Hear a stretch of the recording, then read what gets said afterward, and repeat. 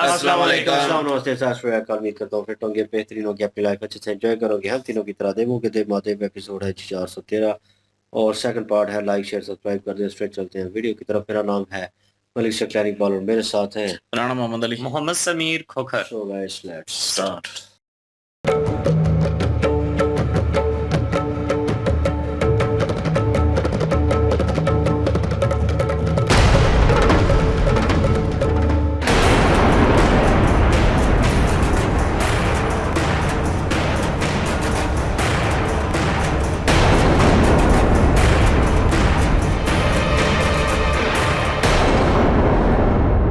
अपने अतिथियों को बाहरी संसार की गतिविधियों से अवगत कराना उचित होगा, नहीं?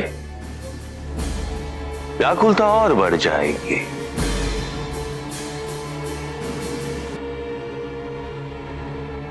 समाचार भी ऐसा नहीं है जिसे सुन के प्रसन्नता हो।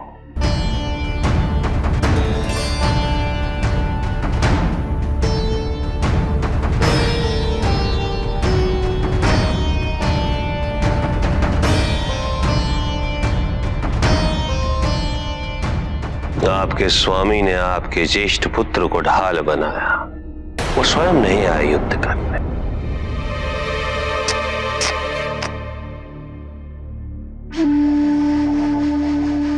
दया आती है मुझे आप पे।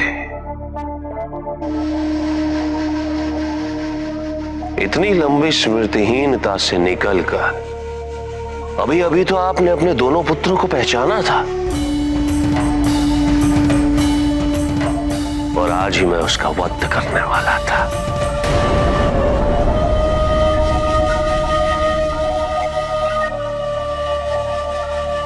इतना व्याकुल था वो अपनी मां को मुझसे मुक्त कराने के लिए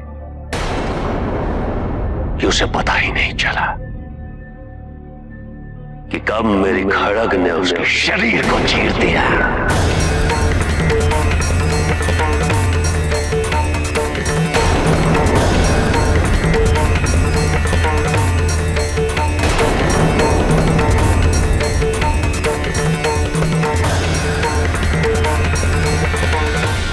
फिर आपका छोटा पुत्र आया गणेश।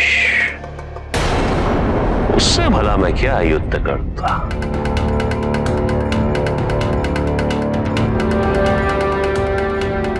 मैंने उसे समझाया, कई बार समझाया,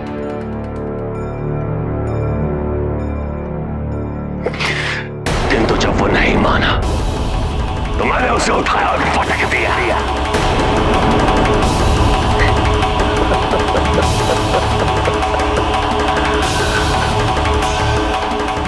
पीड़ा तो बहुत हुई होगी उसे।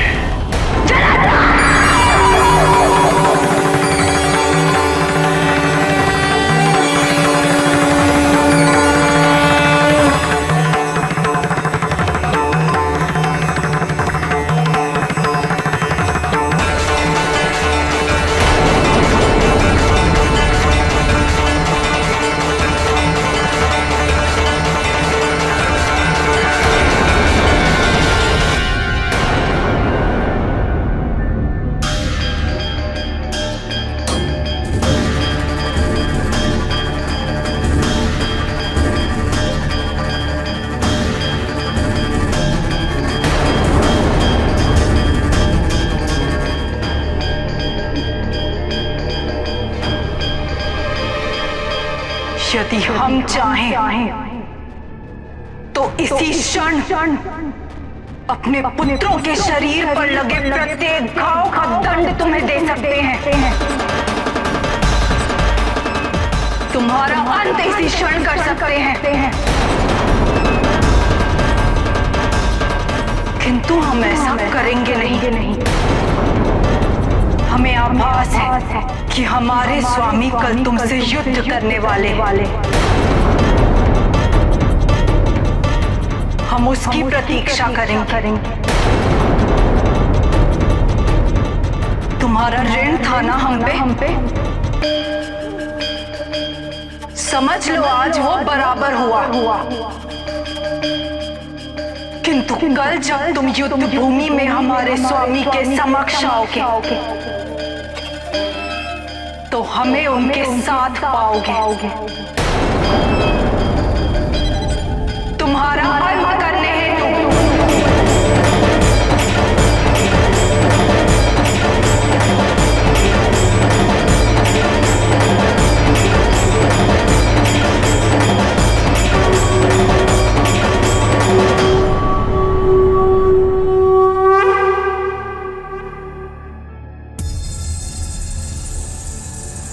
अच्छा है, आपका यह सोचना भी अच्छा है। इस मायाजाल से निकलना तो असंभव ही है। ऐसे में इस प्रकार की भ्रांति ही आपको जीवित रख सकती है।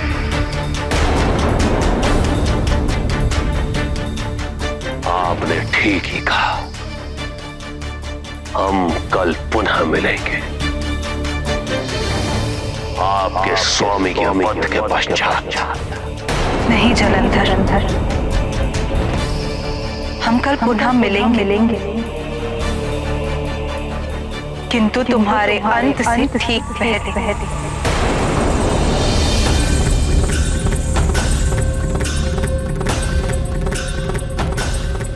हमें देखते ही तुम समझ जाना कि तुम्हारे अंत का समय आ गया है।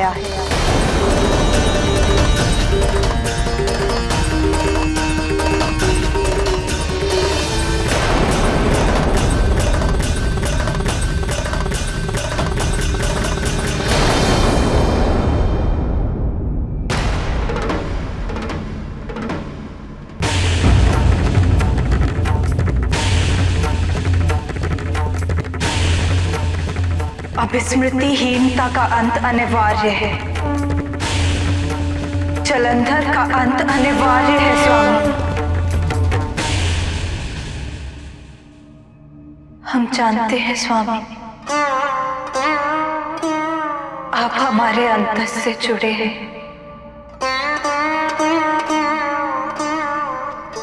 और हमें ये भी आभास है कि आपको हमारी आवश्यकता है। इसीलिए हम ये प्रण लेते हैं कि अब अपनी संपूर्णता प्राप्त करने के पश्चात ही हम अपने नेत्र खोलेंगे।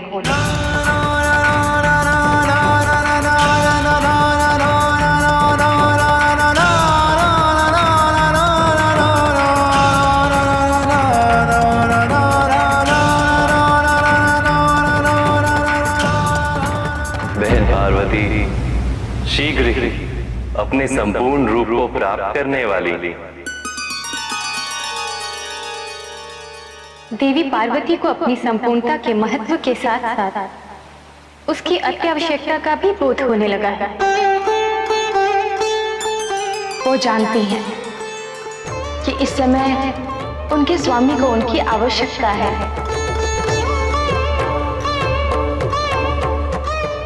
इसलिए वो अतिशीघ्र आदिशक्ति के स्वरूप में प्रकट होंगी।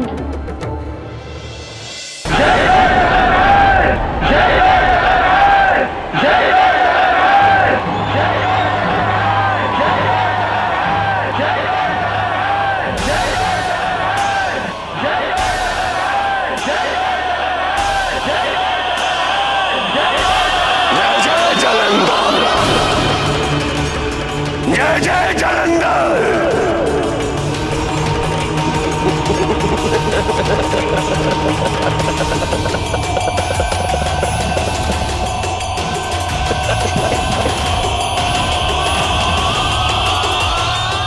सुना मां,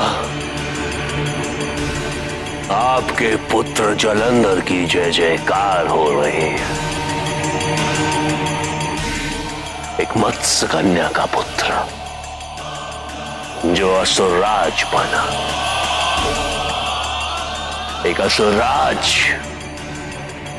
जो त्रिलोकाधिपति बना और एक त्रिलोकाधिपति जिसने महादेव को चुनौती दी।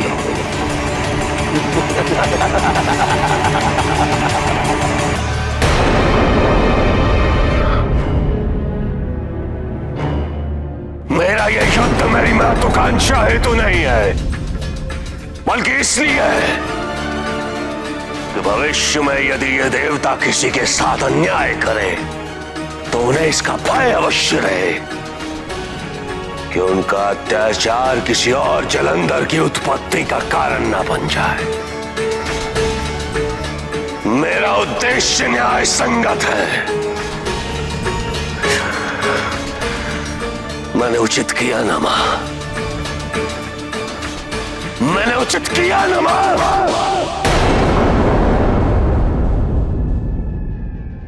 यदि मैंने उचित किया तो आचार्य और वृंदा मुझे छोड़कर क्यों चले गए? सदैव मेरे साथ ही यह अन्याय क्यों होता है? सदैव मैं ही अकेला क्यों रह जाता हूं? बोलिए ना मां, आप क्या उत्तर देंगे? आपकी हत्या तो एक देवता ने क्रूरतापूर्वक कर दी थी। तब कहां थे ये सर्वज्ञ त्रिकालदर्शी महादेव? क्यों उन्होंने यह अन्याय होने से नहीं रोक लिया? यदि इतने वर्षों तक उन्हें इंद्र के दुष्कृत्यों का बोध था तो क्यों उसे दंड नहीं दिया?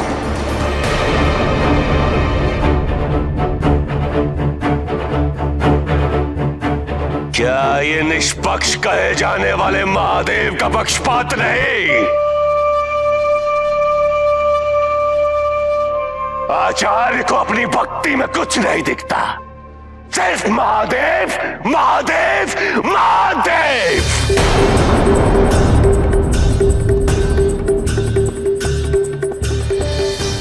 महादेव की क्रोधाग्नि से जन्मा था ये जलंधर।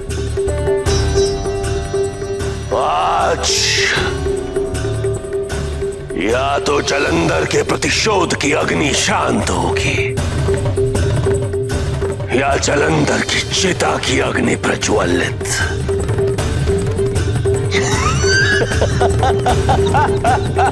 जय जय जलंधर, जय जय जलंधर।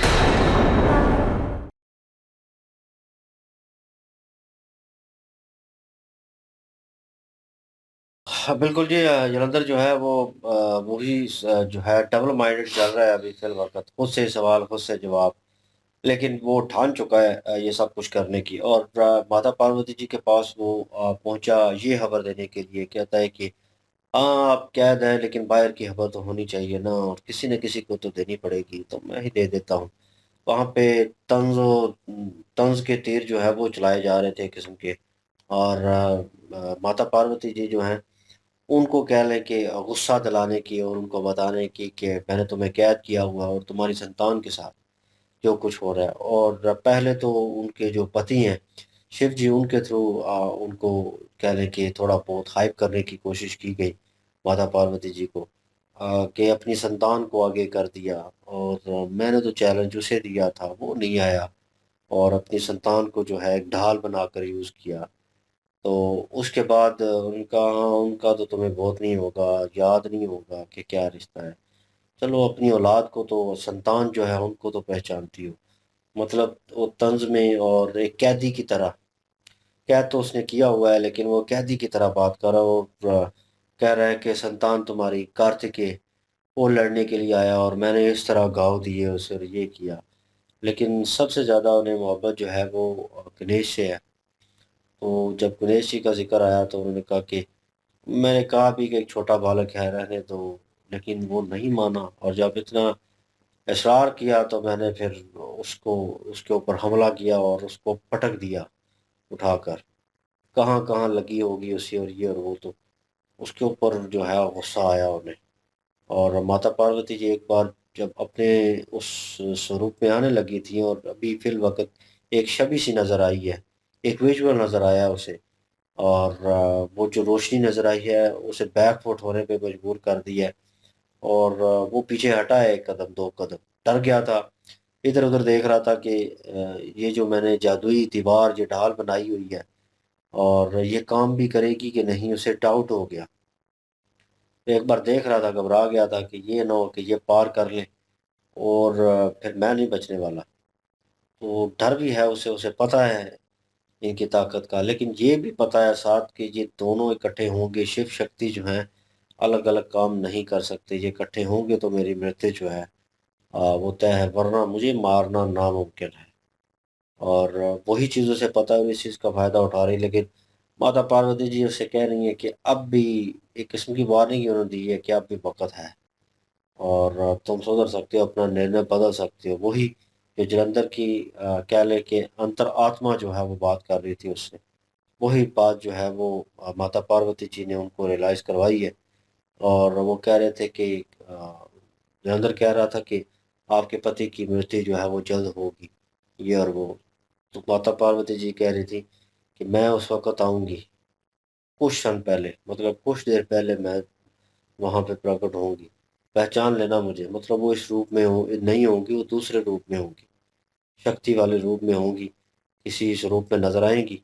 तो वो इन्हें वार्न कर रही हैं कि पहचान लेना मुझे, वो मैं ही होंगी और तुम्हारी मृत्यु जो है वो तय है। जलंधर जो है इस वक़्त सोच रहा है कि ना इन्होंने इकट्ठा होना, ना इन्होंने वहाँ पे जाना, ये तो यहाँ पे कैद है मेरे पास, यहाँ से इस हिसार से निकल नहीं सकती। तो किस तरह वहाँ पे पहुँचेंगी और किस तरह आएँगी? तो उसको पूरा कॉन्फिडेंस है। इस वक़्त वो सोच रहा है कि जंग के मैदान में मैं ही जीतूँगा, मैं फ़ैसला करूँगा। अब वो अपने वहाँ राज्य में बैठा, ऐसा लग रहा था कि खुद से यकीन जो है वो बातें कर रहा है।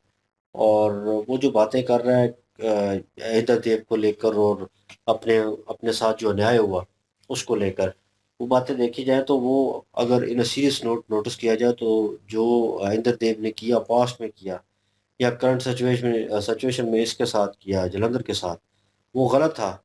उसका दंड अगर पहले ही उसे मिलता तो मेरे ख्याल में उसका सवाल सही था जलंधर का कि मेरे साथ फिर ये अन्याय ना होता, मेरी माता को ना मारा जाता और तो ये सिचुएशन पैदा ना होती और मैं यहाँ पे ना खड़ा होता।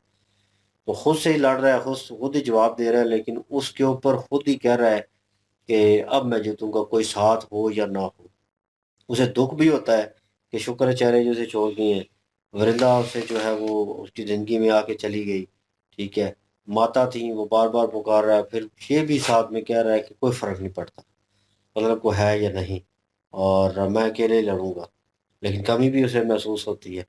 तो ये देखने लायक होगा जंग के मैदान में क्या सिचुएशन होती है, लेकिन माता पार्वती जी जो है उस कह लें कि जादुई नगर जो उसने तैयार किया हुआ है, तो उससे निकलती हैं, किस तरह निकलती हैं, वो क्या सिचुएशन होती है, क्योंकि वो अभी उन्होंने कह लें कि प्रण लिया है एक किस्म का। और मेरे ख्याल में जब तक वो आखिरी योग पूरा नहीं करती, उन्होंने आंखें बंद कर ली हैं और जब तक वो पूरा नहीं होगा तब तक वो आंखें खोलने वाली नहीं है। विष्णु जी कह रहे हैं कि वो जल्दी इस चीज़ को पूरा कर लेंगी। ये देखने लायक सिचुएशन होगी, कॉम्प्लिकेटेड होगी। मुझे लगता है जलंधर का वक्त जो है वो फाइनल मोमेंट जो है मेरे ख्याल में वो नज़दीक आ चुका है। जलंधर को भी ये नजर आ रहा है कि उसका या तो फाइनल होने वाला है, क्योंकि वो कह रहा है ना कि या तो मेरे प्रतिशोध की अग्नि जो है वो भड़केगी या फिर मेरी चिता की। तो उसको भी नजर आ रहा है, क्योंकि अब क्योंकि चेतावनी दे दी है माता पार्वती ने भी, हम्म, तो उसको लग रहा है कि अब जो है वो आदि शक्ति अपने रूप में आ जाएंगी और मुझे जो प्रण दिया है वो पूरा करेंगी। और वो क्योंकि जो पार्वती हैं वो तो यही कह रही थी कि मैं अगर चाहूँ तो अभी तुम्हारा वध कर दूं, लेकिन मैं अभी करूंगी नहीं, क्योंकि कल युद्ध होना है स्वामी के साथ। तो वो पहले तुम्हें जो है वो बताएंगे कि वो तुमसे कितने ज्यादा पावरफुल है और क्या कुछ कर सकते हैं। तो वरना तुम्हें पता कभी भी नहीं चलेगा कि वो क्या कर सकते हैं, क्योंकि इल्जाम लगाए गए थे ना कि अपने जो ज्येष्ठ पुत्र हैं उनकी आड़ में छुप गए थे, उनको आगे किया। तो इसलिए जो है उनको मुकाबला जो है वो उनके साथ, क्योंकि इसकी जो अकड़ है ना कि मैं शिव जी का मुकाबला कर सकता हूँ, मैं विजय हूँ, मैं अजय हूँ और मेरी मृत्यु नहीं होगी, मैं अमर हूँ। तो इसका वो वहम खत्म हो जाएगा। बाकी जो इसका अंत होगा वो माता पार्वती जब आएंगी आदिशक्ति के रूप में, शिव जी और माता पार्वती वो दोनों मिलके जो है इसका अंत करेंगे, तो वो तो हो जाएगा। लेकिन ये इसकी पराजय जो है वो शिव जी के हाथों मतलब होनी है, और माता पार्वती भी यही चाहती हैं कि इनकी पराजय हो। तो उनको आभास हो रहा था इस चीज का, इसलिए उन्होंने छोड़ दिया अभी, और कहा कि पहले भी तुमने मेरे जो जान बख्शी और अब मैं तुम्हारी बख्श रही हूँ। तो साहब वो वाला बराबर हो गया। बाकी जो कल होगा वो युद्ध क्षेत्र में, वहां पे जाके तुम्हारा जो है अंत होगा अब। तो उसको पता चल चुका है कि मेरा अंत होने वाला है, उसको भी आभास हो रहा है। तो इसलिए तो वो कह रहा है ना कि तब कहाँ थे, ये कहाँ थे, वो क्वेश्चन कर रहा है। कहीं ना कहीं सोच सोच तो जाहिर आती है कि उसके क्वेश्चन भी वैलिड हैं और वो भी ठीक है। तो लेकिन इसका जवाब मेरे ख्याल में कल शिव जी जो है इसको देंगे, और वो सुनेंगे कि क्या जवाब देते हैं इनको इसको। हम्म। बिल्कुल जी। आखिर वो टाइम आ ही गया जिस चीज का हमें इंतजार था कि माता पार्वती जी जो हैं वो अपने आप को पहचाने और अपनी उनकी जो स्मृतियां हैं वो वापस लौटे। और जलंधर को यही लग रहा था कि वो जिस तरह से कार्य कर रहा है तो अभी माता पार्वती जी जो हैं वो उस समय में, उस टाइम में आने में उनका अभी टाइम लगेगा।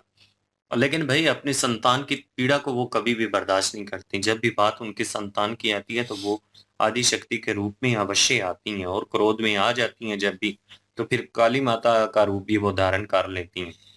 तो जलंधर को अब पता चल चुका है, लेकिन ये है कि जलंधर उनसे इस चीज की उम्मीद कर रहा है कि वो दोबारा उनसे मिलेगा। और शिव जी का वध करने के बाद तो फिर माता पार्वती जी ने उसकी इस गलत फहमी को भी दूर कर दिया। उन्होंने कहा हम मिलेंगे जरूर कल दोबारा, लेकिन तुम्हारी अंत के टाइम पे।